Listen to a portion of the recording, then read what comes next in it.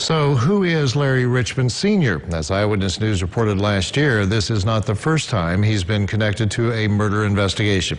Well, Eyewitness News' Brandon Bartlett is here now with details on that. Brandon? Well, Brad, during that news conference today, police said that Richmond had a relationship with the Dorr family, and Richmond came on our radar back in March of last year after police say that some guns were found buried outside of his home in his backyard. Now, as we've reported, Richmond was convicted of murder more than 20 years ago. Our archives show that in the late 90s, at just 17 years old, Richmond pleaded guilty to shooting and killing 70-year-old James Montgomery. He was sentenced to 45 years in prison and 5 years probation. But our records show he was released from prison in March of 2018.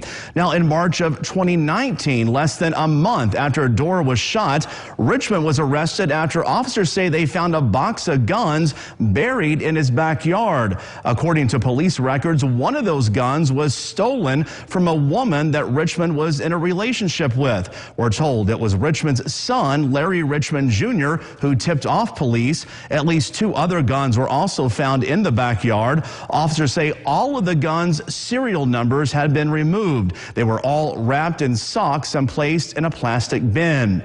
Richmond Sr. was originally charged with firearms violations in state court, but that case has now been moved to federal court. Brandon Bartlett, Eyewitness News.